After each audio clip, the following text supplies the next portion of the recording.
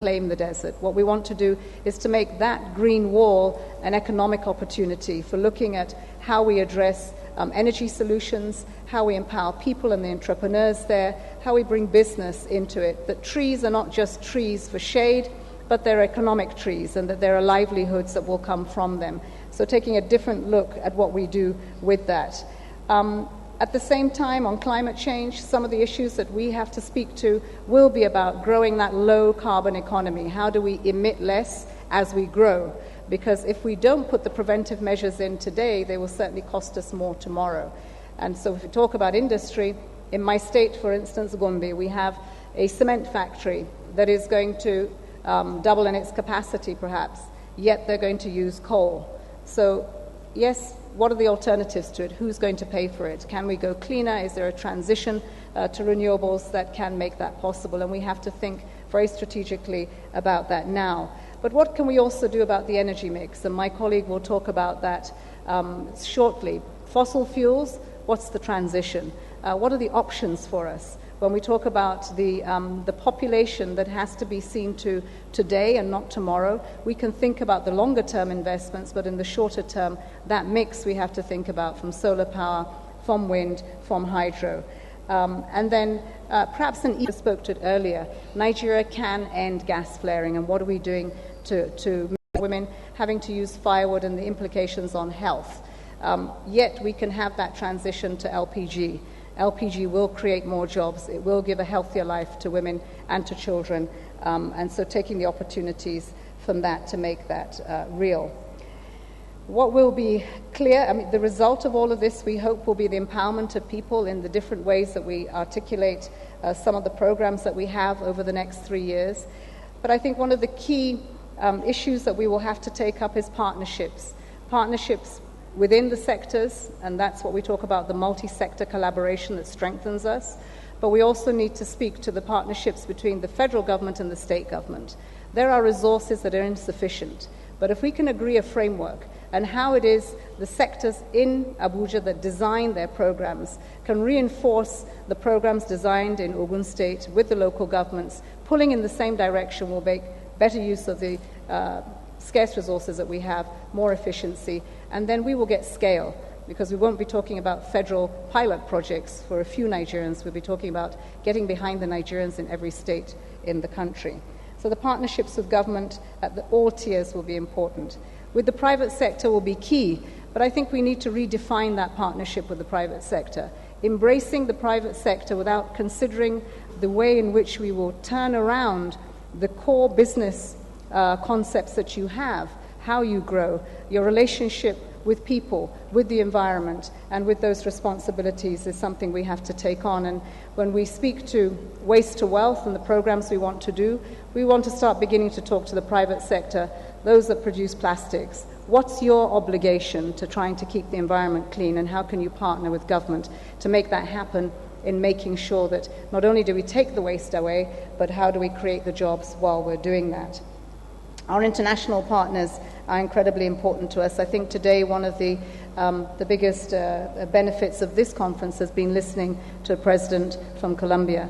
When we framed the SDGs and the Sustainable Development Agenda, it was Colombia that first coined the phrase, the SDGs, the Sustainable Development Goals. But it was also that we got with the 17 goals. So sustainable development, keep them in mind, keep the goals as one that helps us, because they do talk about the partnerships and the role of the international community. Finally, let me just say that with respect to Ogun State and what we can do, there is a huge amount of partnering that we can, first of all, acknowledge that Ogun State is ahead of everyone else when they're integrating these three issues. It's not often that we see investments spoken about in this way. Often the environment is thought of as a side issue. It's not dead center, and I think you've shown here how that is possible and that we can't work without taking an integrated approach to sustainable development. His Excellency the Governor talked about the forests that you have here. It's an incredibly important part of carbon sequestration. It's important for us that we don't see the deforestation happening at the level at which it's happening. Not to say that we cannot better manage our forests, but we certainly shouldn't see them disappear, because that will be detrimental to both us and the economy. A cleaner and greener environment, we'd like to pick up partnerships with every state in the Federation, but I think in particular, this is the state where the First Lady has shown the way in which to incorporate the environment in everything that we're doing. So in being clean and green is how do we put an end, for instance, to open defecation in every state by 2019. It's possible. We can partner with governments, we can partner with the private sector. It's something people take for granted in perhaps in other countries and the elite part of our nation, but the average Nigerian struggles with sanitation, and if we can find a way to deal with that over the next 3 years, we'll be laying foundations for a better and cleaner, healthier life. The other, as I said, is the waste to wealth. How can we partner with you on the recycling and to make sure that we don't have, by 2019, any of the plastic bags or the pure water or the bottles that are scattered around? And as my Minister of Water Resources colleague said earlier, how do we take the plastic bags away? Because as a herdsman himself, he's losing his cattle to the plastic that they eat and how they cause the death of many cattle as it goes. So let me just say that this is an incredible opportunity to integrate sustainable development, to see that the economy can be driven by making investments in environment, in climate change, ultimately in the lives of people, especially our young people and women. Thank you.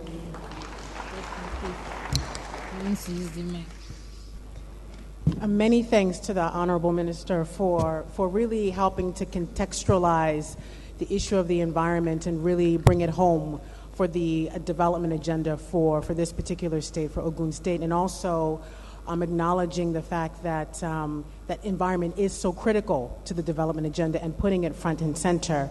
I'd also like to commend the government for really putting this front and forward, because in fact the title of this panel is quite provocative, calling it is sustainable development a luxury or an imperative? I think we all on this panel think that it's an imperative, but we can have that conversation. But the Honorable Minister has really given us some food for thought in terms of how the environment is such a core part of our development agenda. Now we're going to turn it over to representatives from Ogun State to really give us their perspective on answering this question of how sustainable development really fits into the development agenda of the state. We have with us Mr. Bolaji Oyele, who is the High Commissioner for Environment, and we also have with us Chief Kola Lawal, who is the High Commissioner for Forestry. So both of them will also share their remarks and again give us some context as to how this bigger issue, which is global first, then it comes national, but how it really comes home in Ogun State and how the state is really addressing the issues. Who wants to go first? Okay, thank you. I think the issue surrounding environment is one that is critical and one that we should look at seriously. Basically, our state is fast becoming the industrial hub in the country, and that comes with its attendant challenges. And to that, I want to speak to the issues of industrial pollution, and which is what we can, relate with here in Ogun State. Basically, the issues surrounding emissions, surrounding effluent, is very critical. Environment is one that we should take very seriously, because if you fail to take care of environment will, in its way, dump what you give back to. What you give to environment will dump back to you. That is garbage in, garbage out. So we have to take seriously the issues of industrial pollution and effluent. That's what speaks to the operations of these companies in Ogun State, having in place an effluent treatment plant before they discharge into the environment, and monitoring their emission levels as well. If this is done, it will all augur well for the residents of the states and also the operators of these companies. Again, we must also look at our contributions in terms of how well do we fit in as companies operating in Ogun State into the environmental policies of the state. It's important for us to do more on the side of investing back in form of CSR, operating in a friendly environment such that we invest in greenery, we plant trees all around the states, because it speaks to the ecosystem. The issues of environment basically has been one that lately a lot of people have not been taking seriously, but eventually this is Mother Nature calling. If you refuse, as it were, to heed its call, before you know it, disasters around the corner. And it's not something that will crystallize on us right now, but it's somewhere near in the future. So we have to take environments very seriously on a sustainable basis, so that our environment can, give back to us what we've invested into it. Thank you. Thank you. Chief Lawal? Yeah, we can't talk about the environment without looking at the issues of protecting our trees. And everybody's talking about global warming, talking about climate change. But if you're not mindful of the way we fell trees around ourselves, cut our trees, now I think we are not going anywhere. In Ministry of Forestry, or in Ogun State, generally we have 9 forest reserves. And most of these reserves are currently being degraded, and that's why the state government, in collaboration with some of the, with Lafarge and National Sovereign Investment Authority, are embarking on a project that will do a lot in mitigating climate change. This project is called Forest Landscape Restoration Project in Meko and Naworo. These 2 reserves cover about 108,000 hectares, and they have been degraded about 7% of its original size, which may even go into extinct in no time. If we're able to go into this project, it's going to assist a lot in mitigating against climate change. For instance, what some people don't know is that forests mop up excess CO2 in the atmosphere.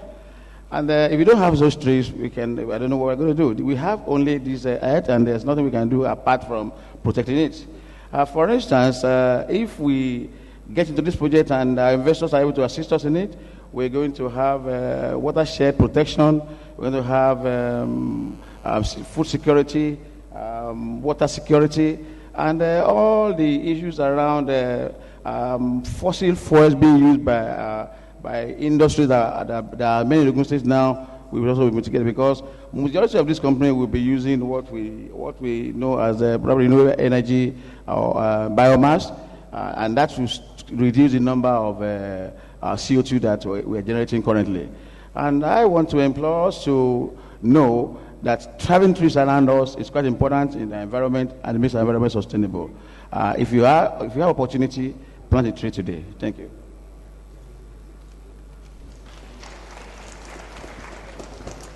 Thank you. So one of the things I think we should do as we get into the conversation of this panel is to really make sure we're all on the same page around what we're talking about when we talk about sustainable development, because my sense is that sometimes it means different things to different people. But just so that we're talking about the same thing in a very simplistic way, what we're talking about is really catering for the needs of the current population today without compromising the needs of the future generations. And so it's important to keep that context in mind, particularly as we think about the fact that Nigeria, by 2050, that's just in 35 years, will be the third most populous nation in the world, okay, behind India and China. So we are growing rapidly, and we have to cater for those future generations. So that's what we're talking about when we're talking about sustainable development. What we have here on this panel is a representation of really the entire stakeholder community. And when we're talking about sustainable development, I think the reality for us is to recognize that there are always going to be trade-offs. It's never a situation where we're not going to have disagreements, we're not going to have some maybe differences of opinion about how to move forward. We have to have serious conversations about, well, what are we going to trade off today so that we can have benefits for the future? So that's a critical part of, I think, all of the conversations. What we have here on this panel today is a representation of the private sector, of government, and of the donor community. We don't have civil society here. We should, I suppose. But we also have a social enterprise represented, so perhaps. So we can have a conversation that really reflects the entire stakeholder community of really what sustainable development means in the context of Ogun State. So I'd like to start off the conversation for the panelists to really provide their perspective on, again, I think we've already answered the question that we think that sustainable development is an imperative. But again, some people do, we should have a healthy debate around what types of trade-offs that we need to make. And again, we can have a debate really grounded on the facts and really grounded on the realities of what this state's development agenda is. And it's very important to be able to have a vision around what that development agenda is over the next few years so that we can start planning to get there and recognizing that as we make those plans, we'll be making trade-offs along the way. So let me start with Marianne from the European Union to provide your perspective on what the European Union is seeing in terms of Nigeria as a whole, as a national entity, on their sustainable development objectives, but also how you see that in the context of Ogun State and where you see the opportunity for a state like this, which I think is really rapidly demonstrating itself to be one of the front runners in a number of different dimensions to really make a difference in this area. Thank you. Thank you very much indeed. And let me perhaps first make a point on the importance of international cooperation and starting with regional cooperation and what I call also regional integration. What I missed in the discussion this morning on the economy was the lack of reference to the global West African market or West African area. When people are referring to a domestic market of 170 million potential consumers in Nigeria, well, my answer is always no, we are talking about 350 or 400 million consumers. I wanted to make that point because I think in too many files, this question of the importance of ECOWAS is very often neglected. And I think Nigeria, being the largest economy of the area, being the largest population of the area, has a specific responsibility to make ECOWAS more efficient and work better and create